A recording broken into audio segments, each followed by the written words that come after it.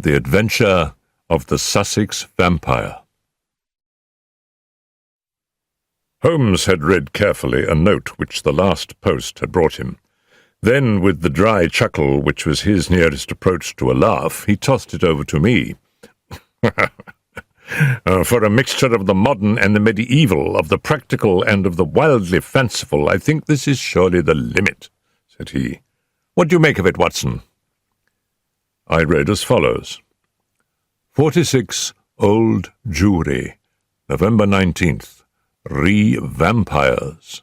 Sir, our client, Mr. Robert Ferguson, of Ferguson and Muirhead, tea brokers of Mincing Lane, has made some inquiry from us in a communication of even date concerning vampires. As our firm specializes entirely upon the assessment of machinery, the matter hardly comes within our purview, and we have therefore recommended Mr. Ferguson to call upon you and lay the matter before you.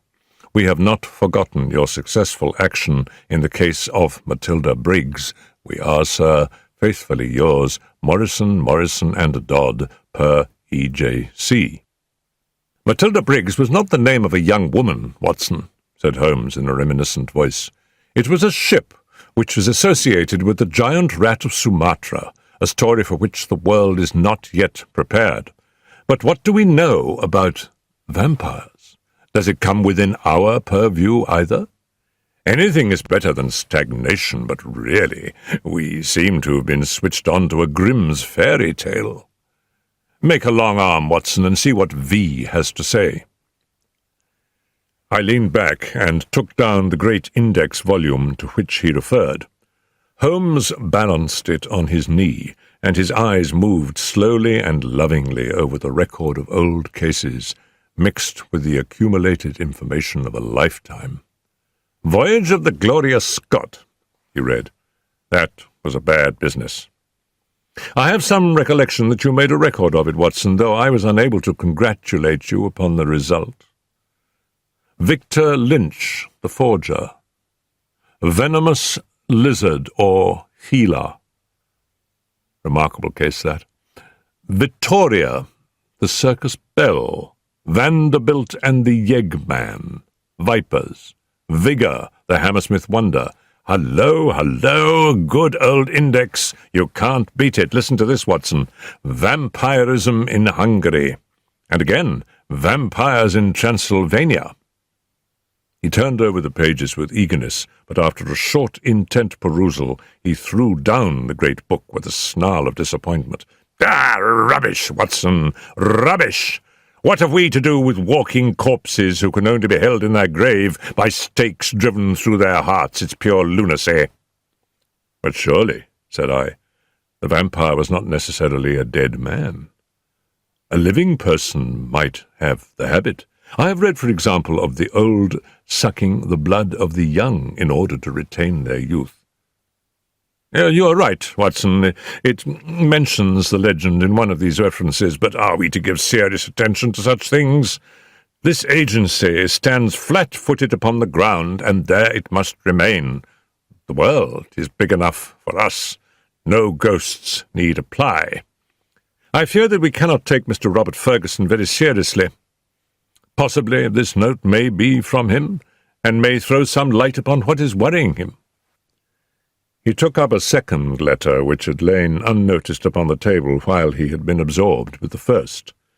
This he began to read with a smile of amusement upon his face, which gradually faded away into an expression of intense interest and concentration.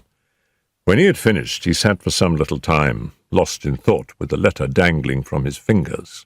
Finally, with a start, he aroused himself from his reverie. Cheeseman's, Lamberley. Where is Lamberley, Watson? It is in Sussex, south of Horsham. Not very far, eh? And Cheeseman's?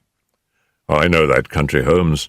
It's full of old houses which are named after the men who built them centuries ago. You get Audleys and Harveys and Carringtons. The folk are forgotten, but their names live in their houses. Precisely, said Holmes coldly.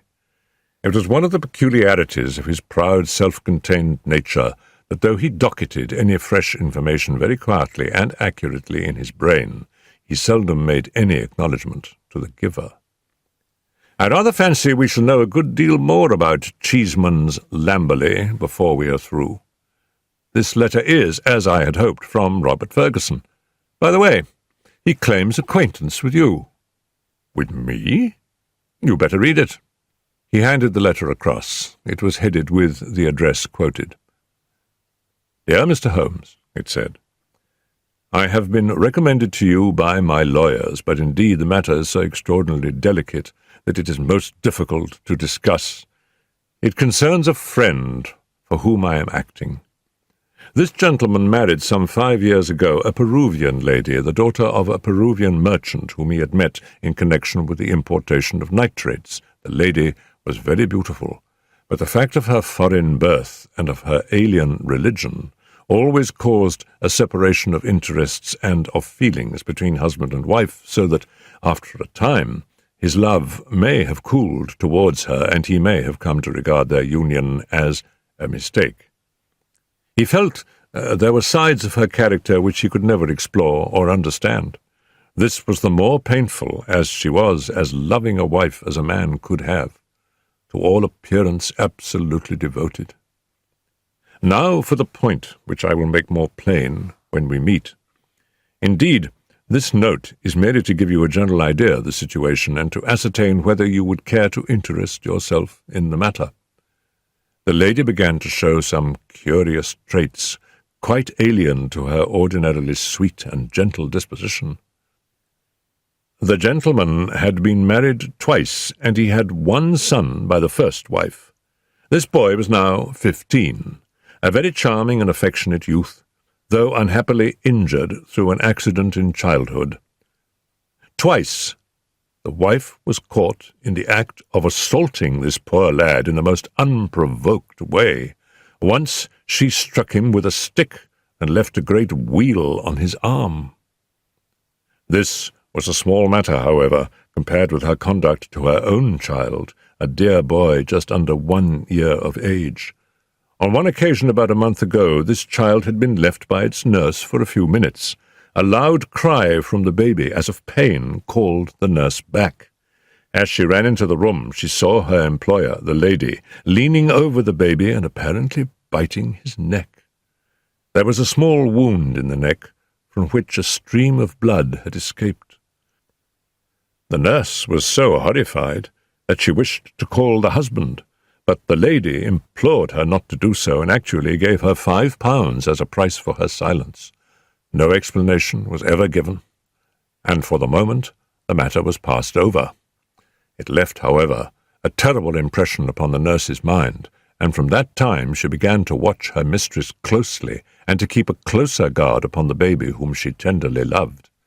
It seemed to her that even as she watched the mother, so the mother watched her, and that every time she was compelled to leave the baby alone, the mother was waiting to get at it. Day and night the nurse covered the child, and day and night the silent, watchful mother seemed to be lying in wait, as a wolf waits for a lamb. It must read most incredible to you, and yet I beg you to take it seriously, for a child's life and a man's sanity may depend upon it. At last, there came one dreadful day when the facts could no longer be concealed from the husband. The nurse's nerve had given way. She could stand the strain no longer, and she made a clean breast of it all to the man. To him it seemed as wild a tale as it may now seem to you. He knew his wife to be a loving wife, and save for the assaults upon her stepson, a loving mother. Why, then, should she wound her own dear little baby? He told the nurse that she was dreaming, that her suspicions were those of a lunatic, and that such libels upon her mistress were not to be tolerated. While they were talking, a sudden cry of pain was heard. Nurse and master rushed together to the nursery. Imagine his feelings, Mr. Holmes, as he saw his wife rise from a kneeling position beside the cot and saw blood upon the child's exposed neck and upon the sheet. With a cry of horror, he turned his wife's face to the light and saw blood all round her lips. It was she beyond all question, who had drunk the poor baby's blood. So the matter stands. She is now confined to her room. There has been no explanation. The husband is half demented. He knows, and I know, little of vampirism beyond the name. We had thought it was some wild tale of foreign parts, and yet, here in the very heart of the English Sussex, well, all this can be discussed with you in the morning. Will you see me? Will you use your great powers in aiding a distracted man? If so, kindly wire to Ferguson, Cheeseman's, Lamberley, and I will be at your rooms by 10 o'clock. Yours faithfully, Robert Ferguson. P.S. I believe your friend Watson played rugby for Blackheath when I was 3/4 for Richmond. It is the only personal introduction which I can give. Of course I remembered him, said I as I laid down the letter. Big Bob Ferguson, the finest 3/4 Richmond ever had. He was always a good-natured chap. It's like him to be so concerned over a friend's case. Holmes looked at me thoughtfully and shook his head. I never get your limits, Watson, said he. There are unexplored possibilities about you. Take a wire down like a good fellow. Will examine your case with pleasure. Your case? We must not let him think that this agency is a home for the weak-minded.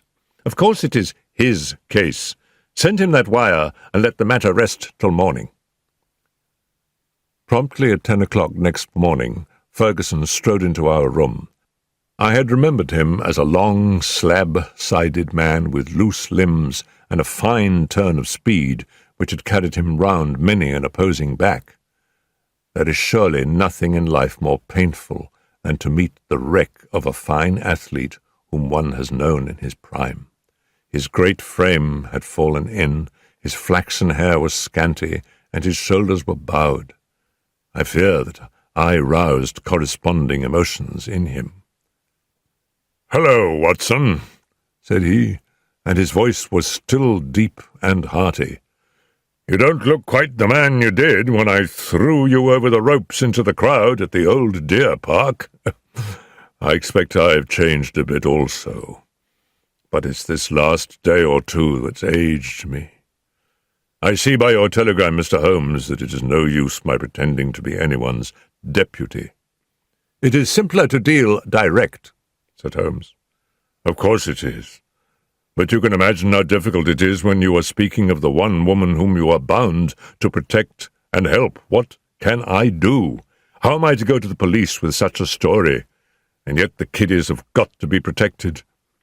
Is it madness, Mr. Holmes? Is it something in the blood?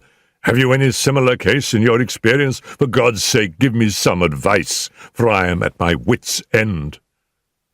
"Very naturally, Mr. Ferguson. Now, sit here and pull yourself together and give me a few clear answers. I can assure you that I am very far from being at my wits' end, and that I am confident we shall find some solution. First of all, tell me what steps you have taken. Is your wife still near the children?"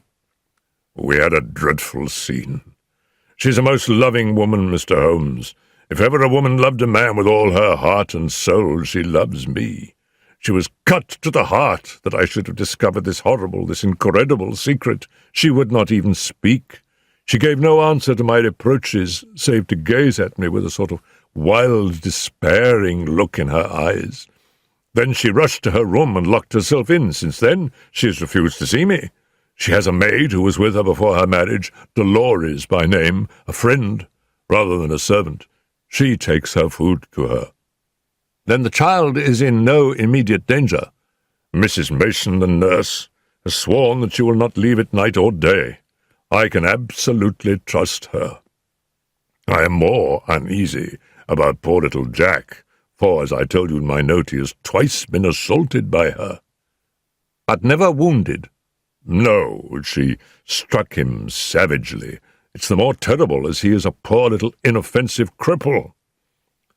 Ferguson's gaunt features softened as he spoke of his boy. You would think that the dear lad's condition would soften anyone's heart. A fall in childhood and a twisted spine, Mr. Holmes, but the dearest, most loving heart within." Holmes had picked up the letter of yesterday and was reading it over. "What other inmates are there in your house, Mr. Ferguson?" "2 servants who have not been long with us. 1 stable hand, Michael, who sleeps in the house, my wife, myself, my boy Jack, baby, Dolores, and Mrs. Mason, that is all." "I gather that you did not know your wife well at the time of your marriage?" "I'd only known her a few weeks." "How long had this maid Dolores been with her?" "Some years." "Then your wife's character would really be better known by Dolores than by you." "Well, yes, you may say so." Holmes made a note.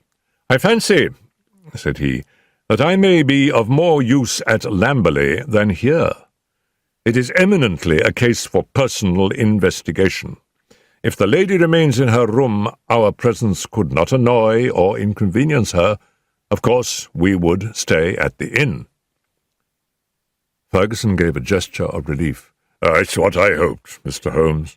There is an excellent train at 2 from Victoria, if you could come." "Of course we could come.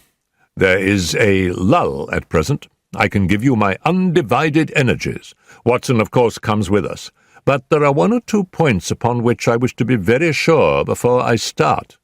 This unhappy lady, as I understand it, has appeared to assault both the children, her own baby and your little son." "That is so."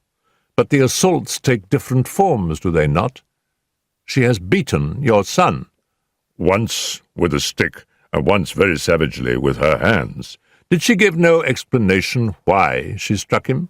"None, save that she hated him. Again and again she said so." "Well, that is not unknown among stepmothers. A posthumous jealousy, we will say. Is the lady jealous by nature?" "Oh, yes, she is very jealous. Jealous with all the strength of her fiery tropical love." "But the boy? He is 15, I understand, and probably very developed in mind, since his body has been circumscribed in action. Did he give you no explanation of these assaults?" "No, he declared there was no reason." "Were they good friends at other times?" "No. There was never any love between them." "Yet you say he is affectionate." "Never in the world could there be so devoted a son. My life is his life. He is absorbed in what I say or do." Once again Holmes made a note. For some time he sat lost in thought. "No doubt you and the boy were great comrades before this second marriage. You were thrown very close together, were you not?" "Oh, very much so." "And the boy, having so affectionate a nature, was devoted, no doubt, to the memory of his mother?" "Most devoted." "He would certainly seem to be a most interesting lad. There is one other point about these assaults. Were the strange attacks upon the baby and the assault upon your son at the same period?" "In the first case it was so. It was as if some frenzy had seized her, and she had vented her rage upon both. In the second case, it was only Jack who suffered. Mrs. Mason had no complaint to make about the baby." "That certainly complicates matters." "I don't quite follow you, Mr. Holmes." "Possibly not. One forms provisional theories and waits for time or fuller knowledge to explode them. A bad habit, Mr. Ferguson, but human nature is weak. I fear that your old friend here has given an exaggerated view of my scientific methods. However, I will only say at the present stage that your problem does not appear to me to be insoluble, and that you may expect to find us at Victoria at 2:00. It was evening of a dull, foggy November day, when, having left our bags at the Chequers, Lamberley, we drove through the Sussex clay of a long winding lane and finally reached the isolated and ancient farmhouse in which Ferguson dwelt. It was a large, straggling building, very old in the centre, very new at the wings, with towering Tudor chimneys, and a lichen-spotted, high-pitched roof of Horsham slabs. The doorsteps were worn into curves, and the ancient tiles which lined the porch were marked with the rebus of a cheese and a man, after the original builder. Within, the ceilings were corrugated with heavy oaken beams, and the uneven floors sagged into sharp curves. An odour of age and decay pervaded the whole crumbling building. There was one very large central room into which Ferguson led us. Here, in a huge old-fashioned fireplace with an iron screen behind it dated 1670, there blazed and spluttered a splendid log fire. The room, as I gazed round, was a most singular mixture of dates and of places.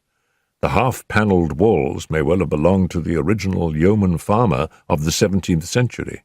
They were ornamented, however, on the lower part by a line of well-chosen modern watercolours, while above, where yellow plaster took the place of oak, there was hung a fine collection of South American utensils and weapons which had been brought no doubt by the Peruvian lady upstairs.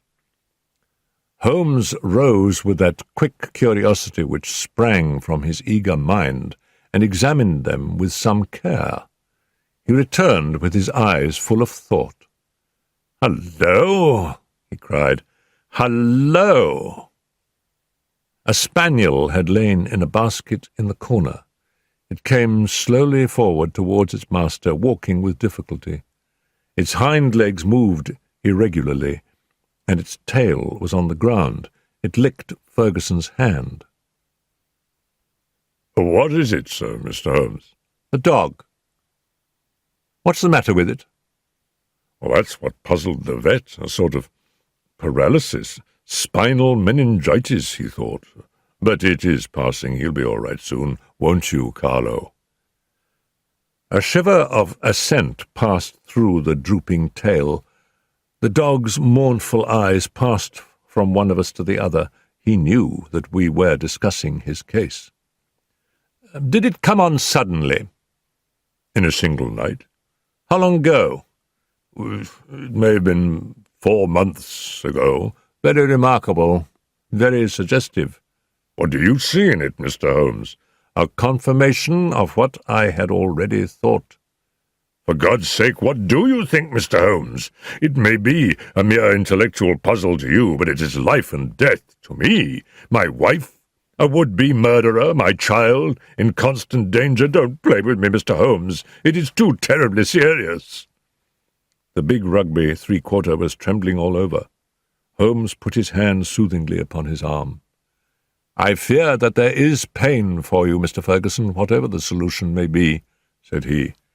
"I would spare you all I can. I cannot say more for the instant, but before I leave this house, I hope I may have something definite." "Please God, you may. If you will excuse me, gentlemen, I will go up to my wife's room and see if there has been any change." He was away some minutes, during which Holmes resumed his examination of the curiosities upon the wall. When our host returned, it was clear from his downcast face that he had made no progress. He brought with him a tall, slim, brown-faced girl. "The tea is ready, Dolores," said Ferguson. "See that your mistress has everything she can wish." "She very ill," cried the girl, looking with indignant eyes at her master. "She no ask for food. She very ill. She need doctor. I frightened stay alone with her without doctor." Ferguson looked at me with a question in his eyes. "I should be so glad if I could be of use." "Would your mistress see Dr. Watson?" "I take him. I no ask leave. She needs doctor." "Then I'll come up with you at once." I followed the girl, who was quivering with strong emotion, up the staircase and down an ancient corridor. At the end was an iron-clamped and massive door.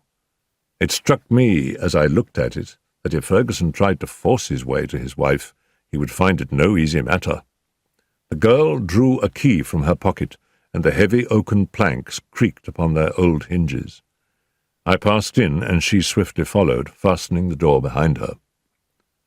On the bed, a woman was lying who was clearly in a high fever. She was only half conscious, but as I entered she raised a pair of frightened but beautiful eyes and glared at me in apprehension.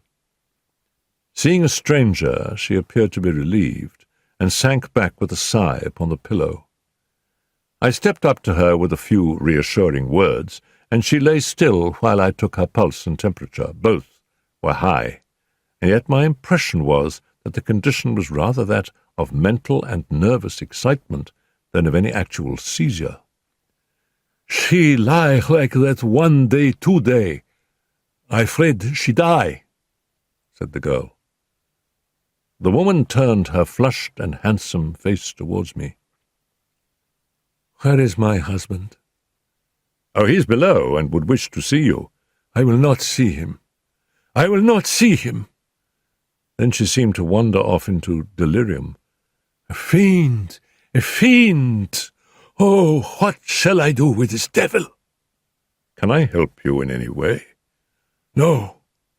No one can help. It is finished. All is destroyed. Do what I will, all is destroyed." The woman must have some strange delusion. I could not see honest Bob Ferguson in the character of fiend or devil. "Madame," I said, "your husband loves you dearly. He is deeply grieved at this happening." Again she turned on me those glorious eyes. "He loves me, yes, but do I not love him? Do I not love him, even to sacrifice myself rather than break his dear heart? That is how I love him. And yet he could think of me, he could speak of me so." "He is full of grief, but he cannot understand." "No, he cannot understand, but he should trust." "Will you not see him?" I suggested. "No, no, I cannot forget those terrible words, nor the look upon his face. I will not see him. Go now. You can do nothing for me. Tell him only one thing. I want my child. I have a right to my child. That is the only message I can send him." She turned her face to the wall and would say no more. I returned to the room downstairs where Ferguson and Holmes still sat by the fire. Ferguson listened moodily to my account of the interview. "How can I send her the child?" he said. "How do I know what strange impulse might come upon her? How can I ever forget how she rose from beside it with its blood upon her lips?" He shuddered at the recollection. "The child is safe with Mrs. Mason, and there he must remain." A smart maid, the only modern thing which we had seen in the house, had brought in some tea. As she was serving it, the door opened, and a youth entered the room. He was a remarkable lad, pale-faced and fair-haired, with excitable light blue eyes, which blazed into a sudden flame of emotion and joy as they rested upon his father. He rushed forward and threw his arms round his neck with the abandon of a loving girl. "Oh, Daddy!" he cried. "I didn't know that you were due yet. I should have been here to meet you. Oh, I am so glad to see you." Ferguson gently disengaged himself from the embrace with some little show of embarrassment. "Dear old chap," said he, patting the flaxen head with a very tender hand. "I came early because my friends, Mr. Holmes and Dr. Watson, have been persuaded to come down and spend an evening with us." "Is that Mr. Holmes, the detective?" "Yes." The youth looked at us with a very penetrating, and as it seemed to me, unfriendly gaze. "What about your other child, Mr. Ferguson?" asked Holmes. "Might we make the acquaintance of the baby?" "Ask Mrs. Mason to bring baby down," said Ferguson.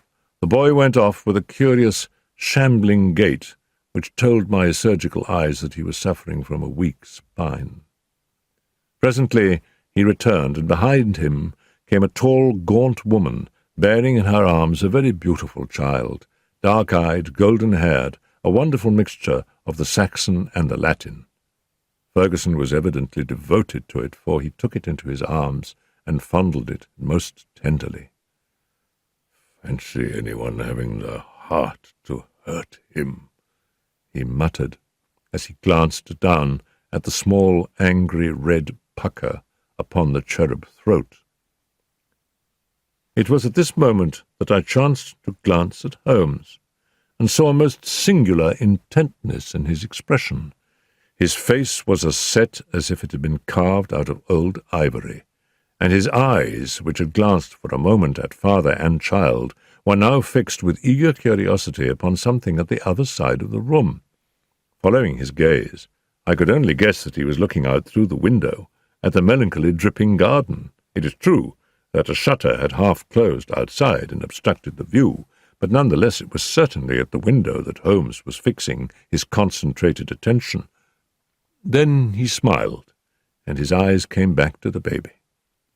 On its chubby neck there was this small puckered mark. Without speaking, Holmes examined it with care.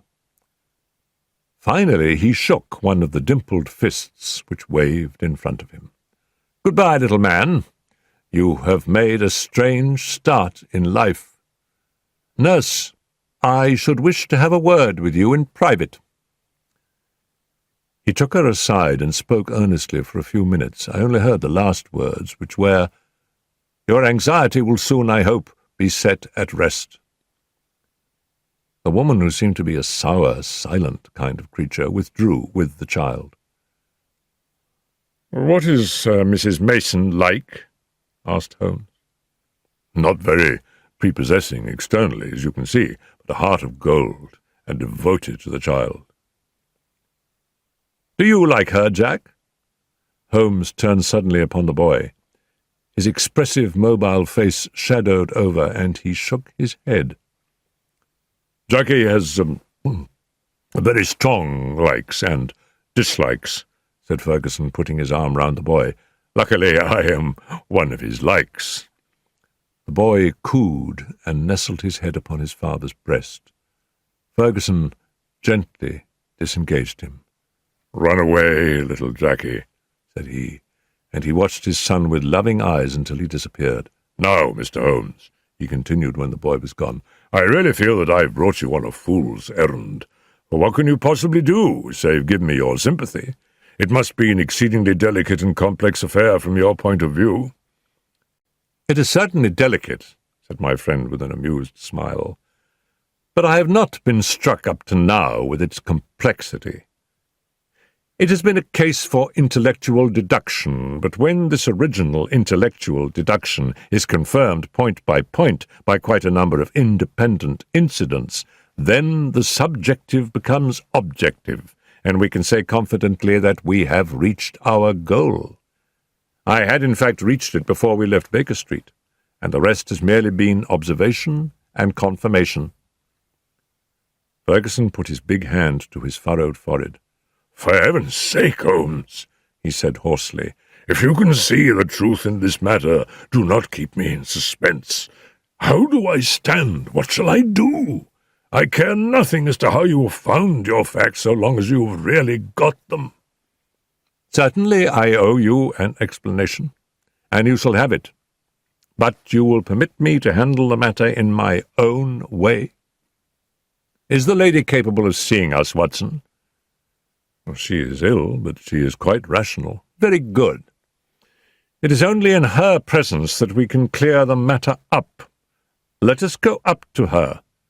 "She will not see me!" cried Ferguson. "Oh, yes, she will," said Holmes. He scribbled a few lines upon a sheet of paper. "You at least have the entree, Watson. Will you have the goodness to give the lady this note?" I ascended again and handed the note to Dolores, who cautiously opened the door. A minute later I heard a cry from within, a cry in which joy and surprise seemed to be blended. Dolores looked out. "She will see them. She will listen," said she. At my summons, Ferguson and Holmes came up. As we entered the room, Ferguson took a step or two towards his wife, who had raised herself in the bed, but she held out her hand to repulse him. He sank into an armchair, while Holmes seated himself beside her after bowing to the lady, who looked at him with wide-eyed amazement. "I think we can dispense with Dolores," said Holmes. "Oh, very well, madame. If you would rather she stayed, I can see no objection. Now, Mr. Ferguson, I'm a busy man with many calls, and my methods have to be short and direct. The swiftest surgery is the least painful. Let me first say what will ease your mind. Your wife is a very good, a very loving, and a very ill-used woman." Ferguson sat up with a cry of joy. "Prove that, Mr. Holmes, and I am your debtor forever." "I will do so. But in doing so, I must wound you deeply in another direction." "I care nothing, so long as you clear my wife. Everything on earth is insignificant compared to that." "Let me tell you, then, the train of reasoning which passed through my mind in Baker Street. The idea of a vampire was to me absurd. Such things do not happen in criminal practice in England. And yet your observation was precise. You had seen the lady rise from beside the child's cot with the blood upon her lips." "I did." "Did it not occur to you that a bleeding wound may be sucked for some other purpose than to draw the blood from it? Was there not a queen in English history who sucked such a wound to draw poison from it?" "Poison?" "A South American household. My instinct felt the presence of those weapons upon the wall before my eyes ever saw them. It might have been other poison, but that was what occurred to me. When I saw that little empty quiver beside the small bird bow, it was just what I expected to see. If the child were pricked with one of those arrows dipped in curare or some other devilish drug, it would mean death if the venom were not sucked out. And the dog. If one were to use such a poison, would one not try it first in order to see that it had not lost its power? I did not foresee the dog, but at least I understand him, and he fitted into my reconstruction.